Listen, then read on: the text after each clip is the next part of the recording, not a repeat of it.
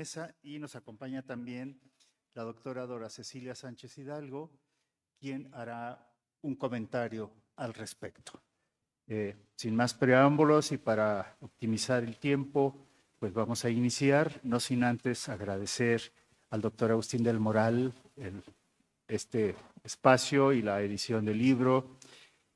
También nos acompaña Gerardo Sánchez Vigil, que ha sido un colaborador muy importante en este proyecto. Les comento brevemente que este libro forma parte de un proyecto de investigación que se hizo en San Luis Potosí, iniciamos en el 2018 sobre los patrimonios. Son 3 libros los que van a salir, que tienen que ver con el patrimonio histórico ahora, el patrimonio natural y el patrimonio cultural del estado de San Luis Potosí. Realmente en lo personal ha sido una experiencia increíble recorrer todo el estado, dialogar con tantos colegas de distintas regiones, distintas disciplinas, para abordar una problemática que tiene que ver con la preservación de los patrimonios del estado de San Luis Potosí. Sin más preámbulo, daré la palabra a la doctora Dora Cecilia Sánchez Hidalgo primero y después al doctor Fer. Sí, adelante. Buenas tardes, ¿me escucha bien? Bueno, agradezco mucho a la Universidad Veracruzana por la organización de esta edición de la FILU 2025, a mis colegas por darme la oportunidad de leer y compartir con ustedes algunas reflexiones en torno al volumen que hoy presentamos y, por supuesto, al público que hoy nos acompaña. San Luis Potosí, Historia, Cultura y Paisaje, Patrimonio Histórico, es una obra que refleja el compromiso social de la academia y la importancia de trazar puentes que garanticen un intercambio entre el conocimiento que se produce desde los debates especializados sobre problemas sociales específicos y la compleja realidad social constituida por el conocimiento que personas, grupos sociales, sectores, ciudadanos de a pie y comunidades construimos día a día. Este libro es también el resultado de un trabajo en equipo, de colaboración de muchas instituciones y de investigadores provenientes de distintas disciplinas.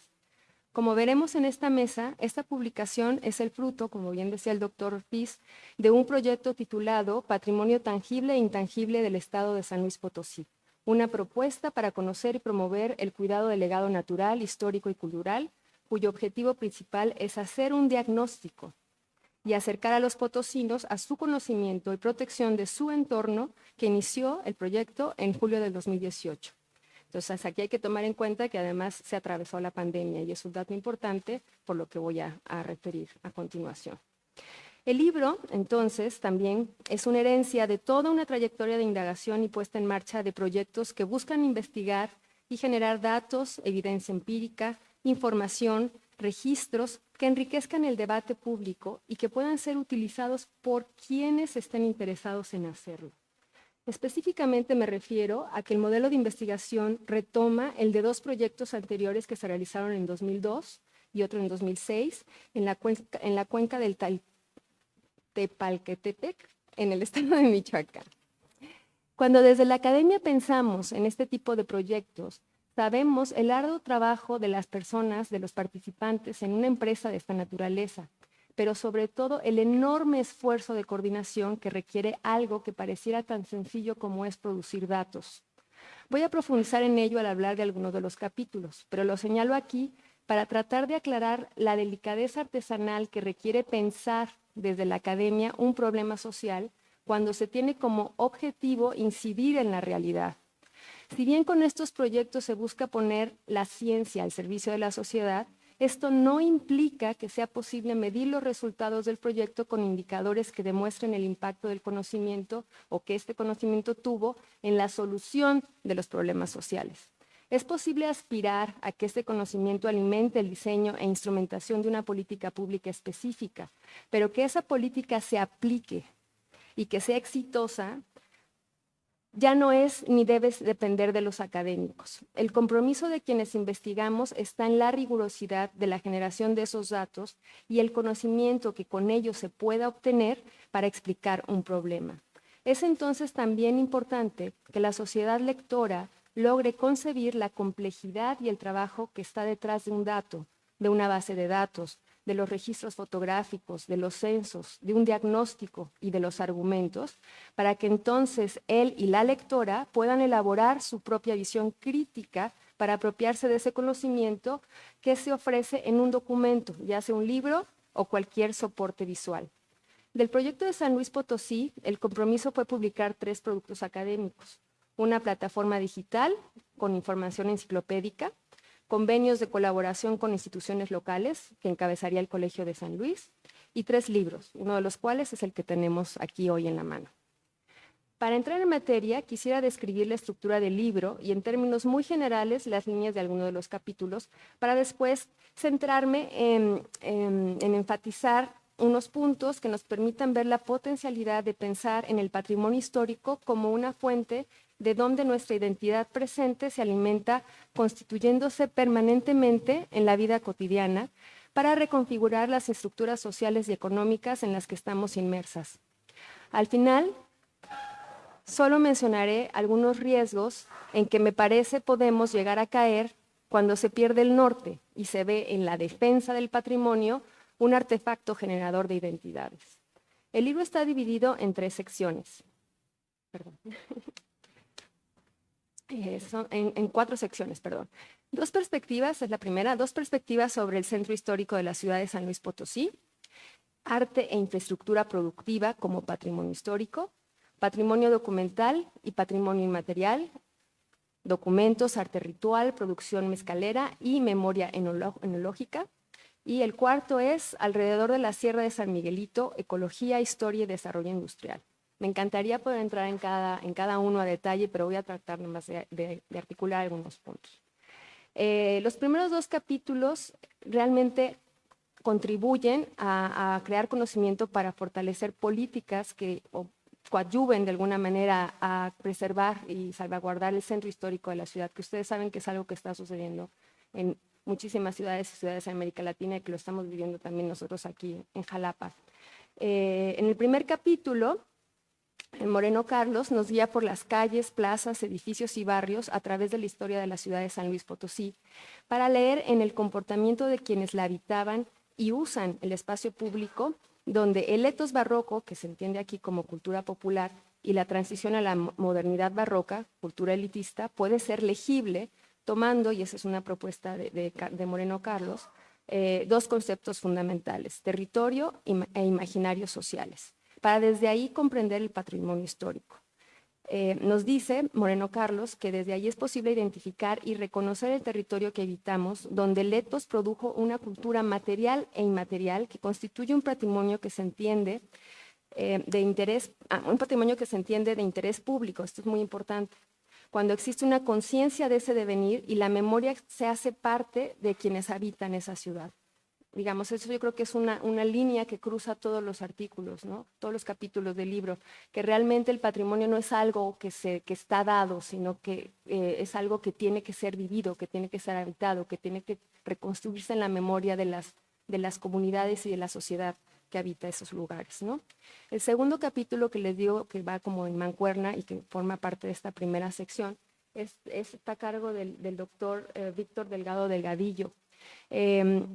Busca, es un enfoque más, un enfoque jurídico, ¿no?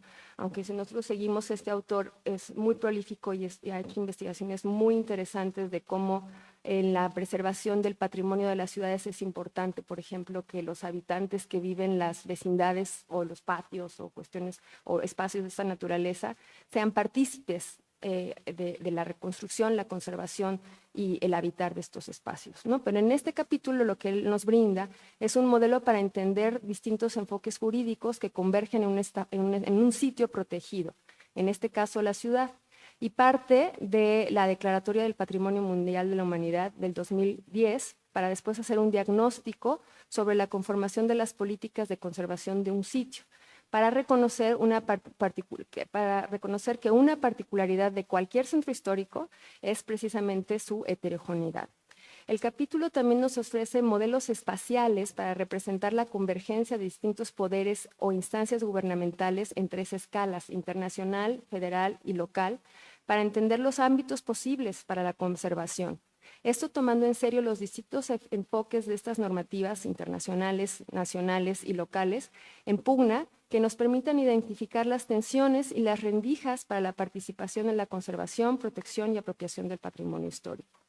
La segunda sección, que es Arte e Infraestructura Productiva como Patrimonio Histórico, me pareció sumamente rica, pues 4 especialistas con una mirada historiográfica muy distinta en términos de los periodos que estudian y de sus metodologías, se dan a la tarea de leer en los vestigios de la cultura material, casi como arqueólogos, para buscar en los detalles más pequeñitos y en las grandes estructuras físicas de esa infraestructura los rastros de cómo una sociedad se constituyó y habitó esos paisajes, transformando su espacio desde lo simbólico y desde la técnica.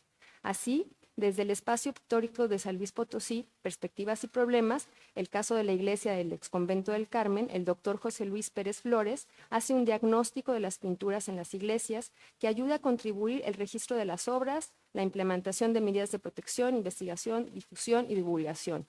Y aquí es donde les decía yo que quiero como ir poniendo atención que en cada uno de los capítulos hay que ver el trabajo que está detrás de hacer un diagnóstico. Lo decía el doctor Juan, ¿no? En la riqueza de estos proyectos también es el hacerlos, el desarrollarlos. Entonces, estos investigadores que se van y van a las iglesias y andan con su camarita y a ver qué, no sé, cuando ustedes van a lo mejor de vacaciones y van a visitar iglesias, llegas y no hay nadie, y hola, y está un párroco por ahí, y entonces pues, a ver quién me da chance de tomar una foto, y la pintura está por allá, y el párroco no te deja, ¿no? Entonces esto lo describe él, y el simple hecho de que en esta enciclopedia, porque hay que complementar lo que está en el libro con lo que está en la enciclopedia también, estén ya estos datos, estos registros, estas fotografías, es un trabajo muy complicado, ¿no? Y el diagnóstico no solamente es hacer el censo, sino lo que busca es decir qué se necesitaría para restaurar estas pinturas.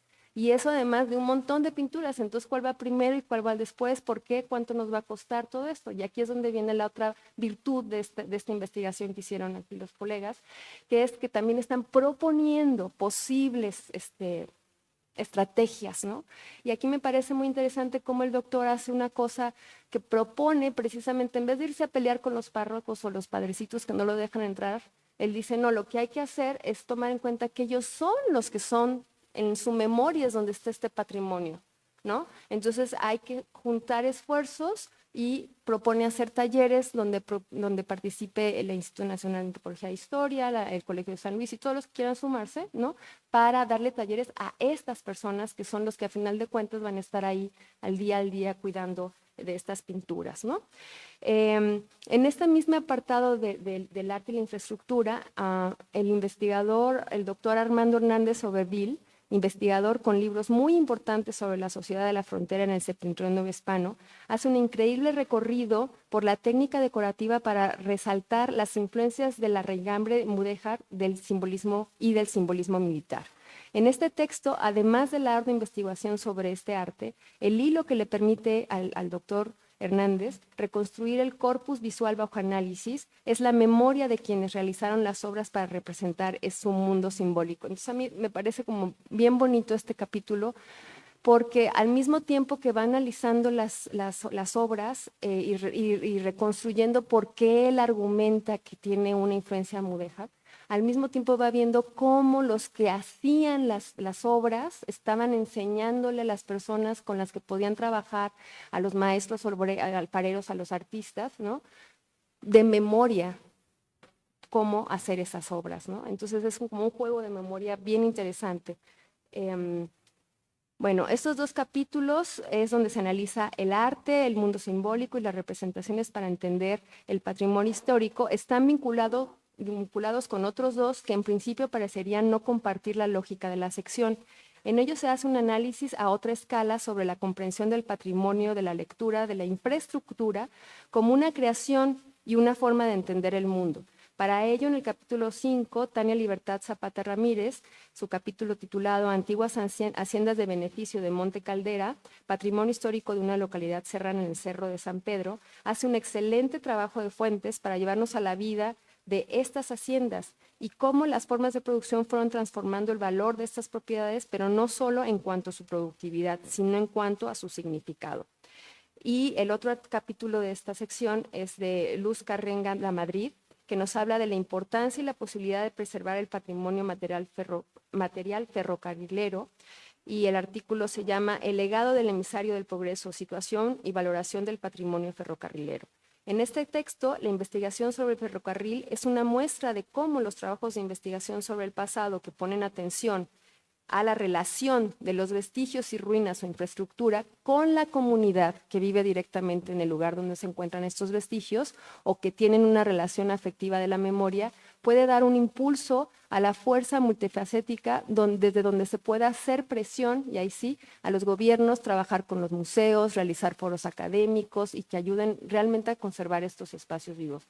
Debo decir también que en el volumen tiene unas fotos increíbles, y en el caso particular de este capítulo es muy, muy, muy bonito porque vienen todas las estaciones y aparte, bueno, no sé si alguno de ustedes vio que en la red hace unos días estuvo circulando que quieren aquí en Jalapa, del viejo Piojito, que quieren destruir la estación, y salen unas fotos ahí, y entonces pues luego me hizo, hay que tomar fotos de esos lugares, pero bueno, la investigadora, que además Luis Carrenga La Madrid, pues es un especialista en la historia del ferrocarril y los trabajadores, pero entonces en este capítulo lo que ella hace es ver quiénes viven ahí, entonces cómo podemos utilizar estos grandes edificios, ¿no?, para cosas que sea de la comunidad viva que está ahí. Entonces el museo, que no es un museo ahí de sitio perdido, sino que también hagan conferencias donde esté la gente, ¿no? Entonces es una propuesta muy bonita desde esa visión, ¿no? Bueno, no sé cómo vamos de tiempo. Bueno, ok. Entonces, la tercera parte, que es el patrimonio documental, patrimonio inmaterial, documentos, arte ritual y producción, esto de mezcalera y memoria enológica. No me voy a detener tanto en estos porque no los hice con el mismo nivel de detalle, porque quiero pasar también a la cuestión de los debates, digamos, sobre el patrimonio más en general y lo que podemos señalar como algunos riesgos, ¿no? Pero en estos capítulos, por ejemplo, el capítulo 7, son 3 capítulos que están en esta parte, el que les digo que se llama el patrimonio documental y el patrimonio inmaterial. Documentos, arte ritual, producción mezcalera y memoria enológica. Entonces son 4 capítulos. El capítulo 7, que es de la doctora Flor María Salazar Mendoza, trata sobre el archivo histórico del Estado, del licenciado Antonio Rocha. Es un capítulo que por un lado muestra cómo ese archivo ya debe, o sea, quisiéramos todos llegar a eso. Me refiero a que es un archivo que está súper bien organizado, pero que refleja en el artículo los años que tienen haciéndolo y organizándolo y todo. Entonces, la autora nos da como un recorrido, ¿no?, en los fondos que pueden encontrar, cómo lo tienen que buscar, ¿no?, qué tipo de información van a encontrar. Entonces, el artículo es en sí mismo una invitación para la gente que no es especialista en historia, entonces una idea y lo describe de una manera tal que realmente invita a pensar la historia no como esos documentos viejos que están ahí, ¿no?, sino como un patrimonio donde la gente común y corriente que no es historiadora y que sabe más historia que nosotros también, porque sabe su propia historia, ¿no?, puede encontrar cosas, ¿no? Y entonces ahí va describiendo algunos fondos que están contenidos en el archivo, y hace algunas propuestas donde, bueno, me parece que gente de otros estados y de otros archivos pues pueden abrevar, ¿no? El otro capítulo de esta sección se va a la cuestión más inmaterial, bueno, no es inmaterial porque es material, se llama La cera escamada, artesanía ritual tradicional en la región centro de San Luis Potosí. Está escrito por la doctora Georgina María Redondo Ayala. Y este capítulo es bien interesante también porque hay un trabajo etnográfico muy, muy denso, o sea, hay descripciones densas muy interesantes de cómo son las festividades donde está viva la utilización de esta artesanía y cómo se articula toda una economía regional también alrededor de la producción de esta artesanía ritual, ¿no? Y lo describe a través de los dos, digamos, productores artesanos más reconocidos de la región. Entonces hay también al contar la historia de estos dos personajes que hacen estas ceras, que son unas velas muy bonitas, que también vienen fotos, ¿no? Va contando cómo se ha preservado la tradición de hacerla y cómo la misma gente ve que hay las problemáticas que también implica pues las nuevas formas de producción, la migración, por ejemplo, ¿no? En que se pueda perder esta tradición, pero al mismo tiempo, cuando uno va leyendo el capítulo, podemos ver pues la riqueza, porque las personas que lo viven es su creencia religiosa, no es, digamos, no es un espectáculo, es una procesión. Entonces, esta sección se define mucho por eso, ¿no? Bueno, entonces, quiero también enfatizar, tomando el capítulo 11, que es la importancia ecológica de la Sierra de San Miguelito en el contexto histórico del establecimiento y desarrollo de la ciudad de San Luis Potosí, que está en la última sección. Enfatizar que otra de las virtudes de esta obra es que no solamente es multidisciplinar, sino que, por ejemplo, hay gente que son, el autor, Edgar, sí, perdón, es que sí, bueno, Edgardo, es activista, ¿no? Entonces, cuando estaba yo leyendo el texto, dije, wow, cómo está metidísimo, sabe muchísimo, conoce la realidad social, toma una postura, ¿no? Y claro que está escrito académicamente y claro que se ve que estuvo en diálogo precisamente con colegas de otras disciplinas, ¿no? Pero me parece como bien interesante la visión crítica que plantea de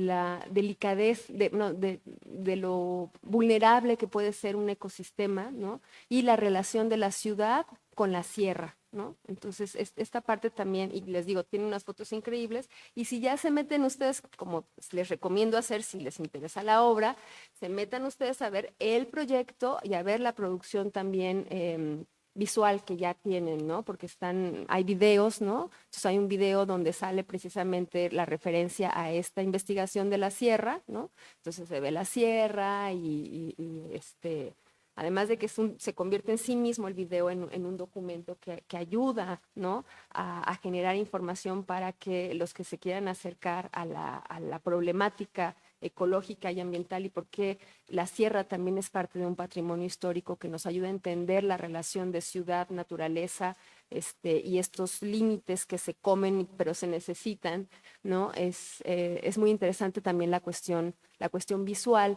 Y la otra cosa que quería enfatizar de que el autor es activista, ¿no? Es que cuenta la historia y al mismo tiempo va viendo, bueno, a lo mejor algunas cosas que él en principio creía que iban a ser la solución, a la hora que se logra que sea declarado patrimonio, pues vienen otros problemas, ¿no? Entonces esto a mí me gustó mucho porque no es como una lucha que, ay, vamos a ganar ya el patrimonio y ya lo declaramos patrimonio, ya todo está bien. No, es constante, es todo el tiempo y es recrearlo, ¿no? Entonces quisiera cerrar mi participación diciendo simplemente que este libro sin duda se posicionará entre las investigaciones de vanguardia que buscan aportar conocimiento para buscar soluciones a problemas sociales contemporáneos.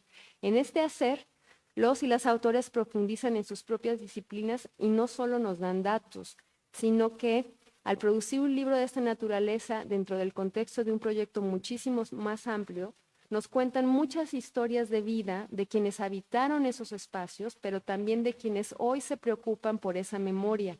Esto es, a mi parecer, la evidencia de que el patrimonio histórico se recrea constantemente, se apropia y se resignifica, pero también cobra sentido cuando la comunidad que lo habita es quien lo conserva.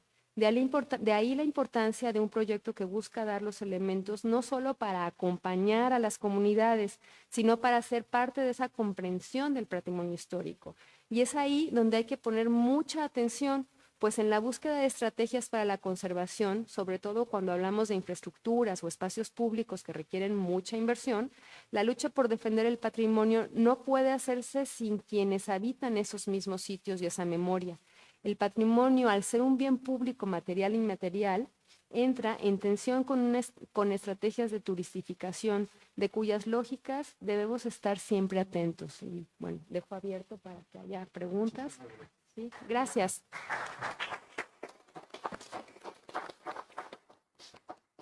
Muchísimas gracias. Doctora, muchísimas gracias a todos por acompañarnos en este día. Muchas gracias a la Universidad Veracruzana, al maestro Agustín y todo el equipo editorial por permitirnos presentar esta obra que ha sido un esfuerzo conjunto, tanto del doctor Ortiz Escamilla como del doctor Cañedo, y además sumando esfuerzos por parte del Colegio de San Luis y también de la Universidad Veracruzana.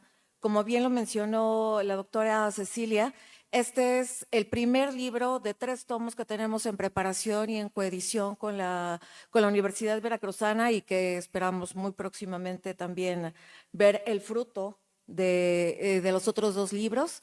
Y el proyecto terminado, también como lo menciona la doctora, hay un canal, un portal precisamente para difundir esta investigación, y visualmente tenemos un trabajo muy, muy importante.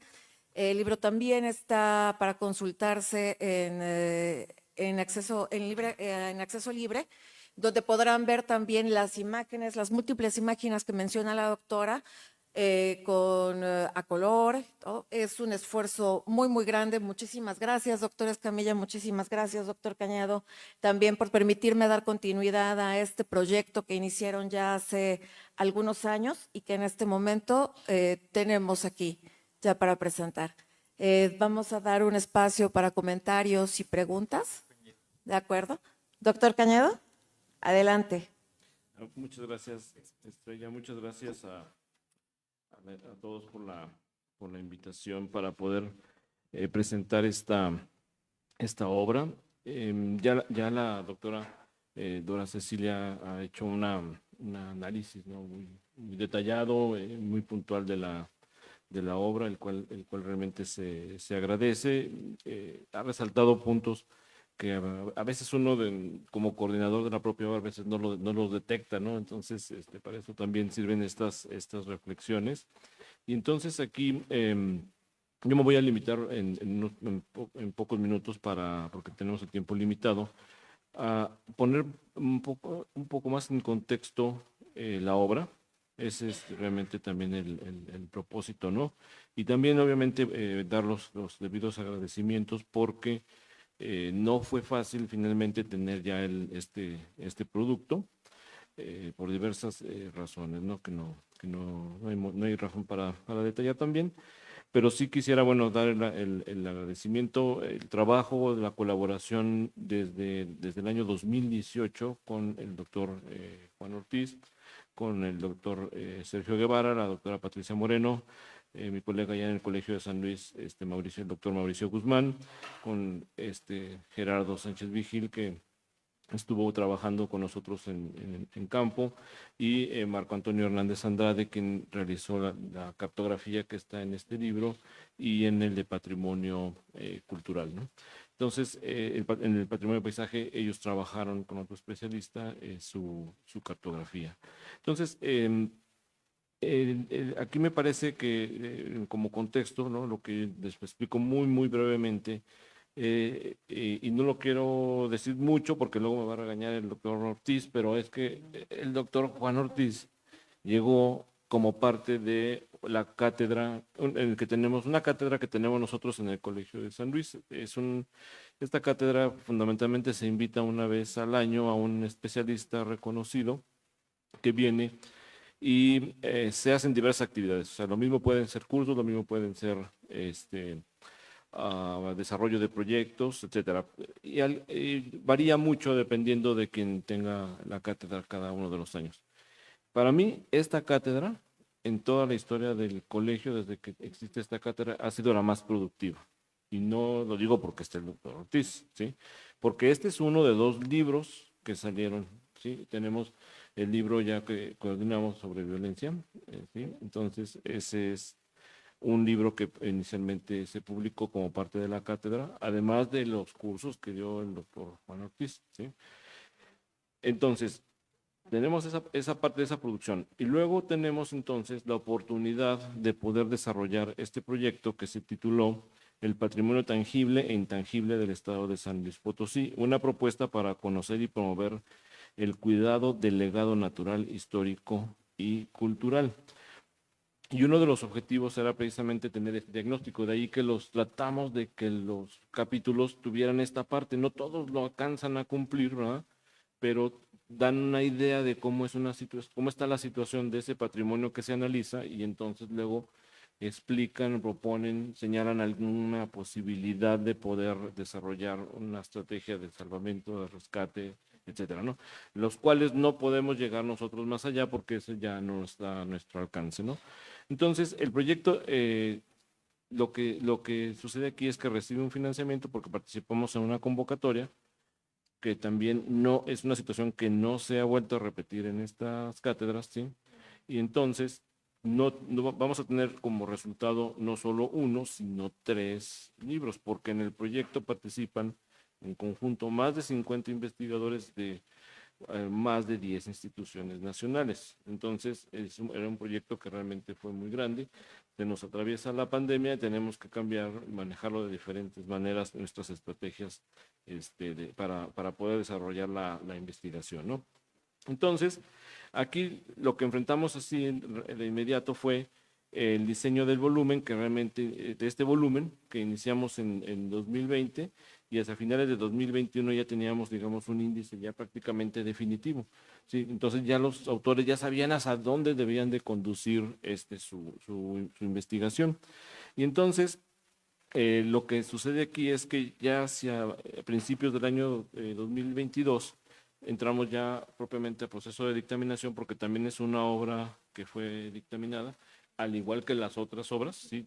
Los 3 volúmenes pasan por proceso de pares ciegos y entonces lo enviamos a dictamen, nos regresa, rápidamente tratamos de hacer la mayor cantidad de correcciones conforme dictamen y entramos a proceso editorial, ¿no? Entonces se queda por ahí reposando unos meses, unos años, hasta que por fortuna llega la doctora Estrella Ortega y podemos desatorar esta obra que finalmente ustedes pueden ver aquí ya físicamente de manera digital y los otros 2 volúmenes también ya por lo pronto ya de manera digital.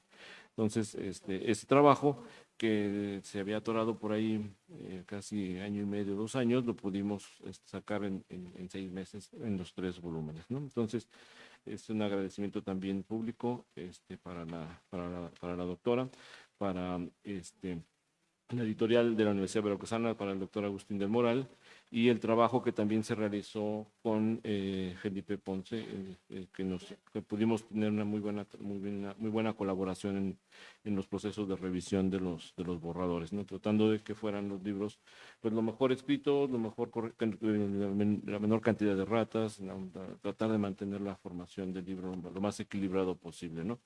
Entonces, más o menos esa es como esta historia, ¿no? Pero también van partes interesantes porque una parte de las críticas que habíamos recibido cuando fue dictaminado el proyecto es que no teníamos formación de recursos humanos, pero sí se fue dando esta formación de recursos humanos al final, ¿no? Entonces, yo no conozco todos los recursos humanos que se formaron, ¿verdad? Yo detecto algunos, ¿verdad? Por ejemplo, yo ubico algunos que serán los más cercanos que estaban en la parte de la coordinación, ¿no? Entonces, por ejemplo, Alan Leiva, que colaboraba también en ese entonces, él va a concluir su licenciatura, va a continuar la maestría y va posteriormente a continuar, por ejemplo, su doctorado, ¿no? Lo mismo sucede con Betty Rueda Sarazúa, que también llega en otra etapa del proyecto y ya está por graduarse, y ya se va a hacer también un postdoc, ¿no?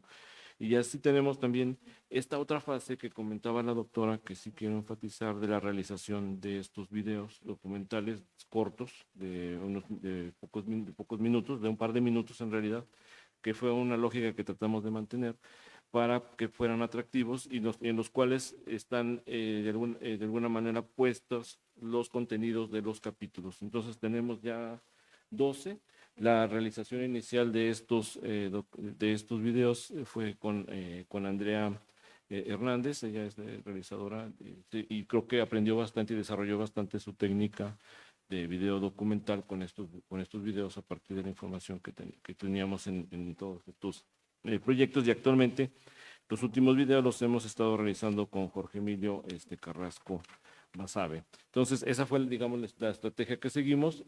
Montamos el portal electrónico, pero todo esto, como está mencionado también en la presentación general, también está basado en la propia experiencia que ya traía el doctor Ortiz en dos proyectos, en Veracruz y en Michoacán. ¿Sí? Entonces, eso fue realmente lo que nos da el empuje también y poder sostener también un grupo de esta manera y poderlo trabajar y finalmente llegar a los resultados que hoy tenemos. Es cuanto, y muchas gracias por su atención.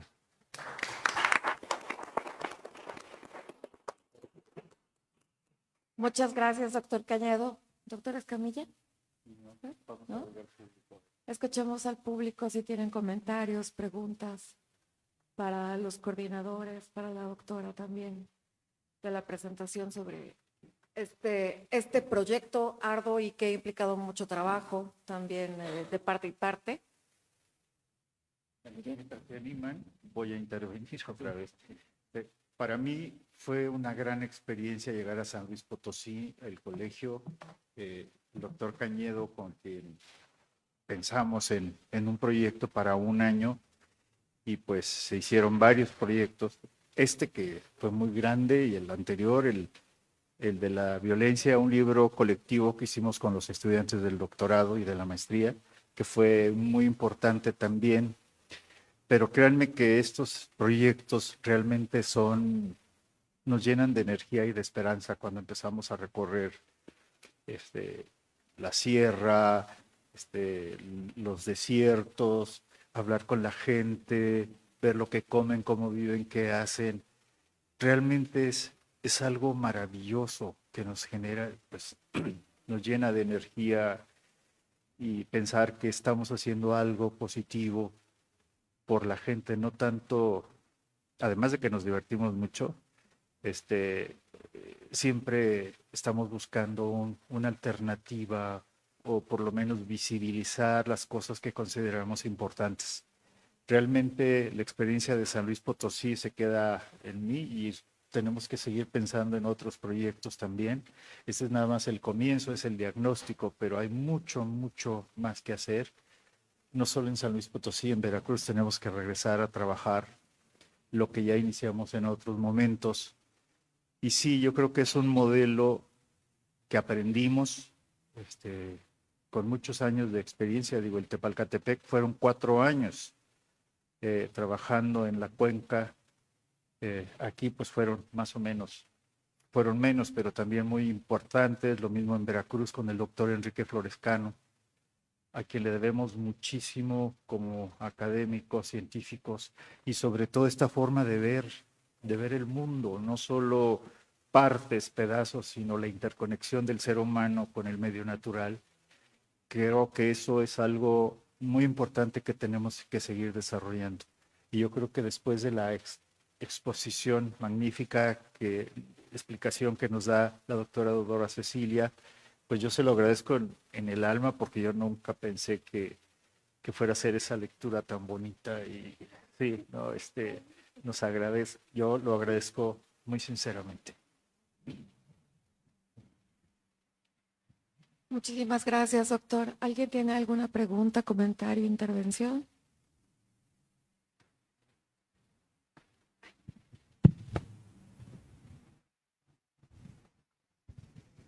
Bueno, felicidades a ambos y bueno, también a la doctora Estrella que representa el Colegio de San Luis. Siempre que lo escucho, doctor Juan, me encanta escuchar ese amor, esa pasión, esa alegría que a usted le provoca su trabajo y la investigación. Pero me gustaría que nos contara por qué San Luis, por qué se nos fue a investigar en San Luis. O bueno, sí se puede. Fue por la cátedra de Eugenio Velázquez, el doctor Cañedo invitó a que aplicara, porque no aplicaba para la cátedra, y pues me la dieron. Entonces, como parte de la cátedra, además de los cursos que tenía que impartir, había que desarrollar un proyecto. Pero no salió uno, salieron 2. El del trabajo que hicimos como parte del seminario con los estudiantes, que se publicó un libro muy interesante sobre las guerras irregulares y demás, que se incorporaron estudiantes de Guatemala, de Colombia, Es un libro realmente muy interesante, donde abordamos todas las guerras irregulares, pero en distintas partes, no solo en México, no solo en San Luis Potosí. Y también nos aprobaron este proyecto. Por eso fue que, y bueno, la verdad en lo personal, para mí cualquier sitio es importante para analizar, verlos, conocer a la gente. Y para mí conocer San Luis Potosí, pues fue algo muy, muy bonito, muy extraordinario. Gracias, doctor. ¿Alguien más? ¿Una pregunta, comentario? Terminación. Sí. Doctor Cañedo. El doctor Cañedo está al frente de... Portal electrónico. La idea del portal venía originalmente entre los entregables del proyecto, porque de alguna manera también replicábamos lo que ya habían trabajado desde Michoacán. Entonces, la idea era poner una síntesis de cada una de las investigaciones que al final son cada uno de los capítulos. Entonces, el portal tiene 3 secciones, una sección que es la del patrimonio histórico, la del patrimonio cultural y la del paisaje, que es el concepto que utilizaron nuestros compañeros de lo que era originalmente patrimonio natural. El portal electrónico está dispuesto, faltan unos ajustes que corresponden a patrimonio cultural, porque ahí fue el último libro y en el proceso de dictamen ahí tuvieron que hacer modificaciones, entonces eso nos atrasó, pero el portal está activo y todo, y le doy la URL que debe de ser proyecto patrimonio slp.colsan.edu.mx. El proyecto patrimonio slp.colsan.edu.mx. Y ahí van a encontrar una síntesis de cada capítulo en cada uno de los subportales, y cada capítulo tiene un micrositio. Y además van a encontrar los enlaces, ya, si recuerdo, creo que ya hay 1 o 2 de los enlaces ya activos a los libros en su versión digital. Entonces ya los va a llevar, en este caso los lleva al portal de la UV, los va a traer al portal de aquí de la universidad, que fue el más fácil, porque en el colegio todavía no lo habían acabado de disponer, no estaban acomodando. Pero como ya estaba el otro, entonces ya usamos ese y ya le da clic y lo va a llevar a la versión electrónica. Gracias. Muchas gracias, doctor. ¿Alguien más? Muchísimas gracias, doctor Ortiz de Escamilla. Muchísimas gracias, maestro Agustín. Muchísimas gracias a la Veracruzana por abrirnos las puertas y permitirnos seguir colaborando en distintos proyectos editoriales para difundir la cultura y el conocimiento general. Y muchísimas gracias a todos ustedes por acompañarnos en esta tarde. Hasta luego.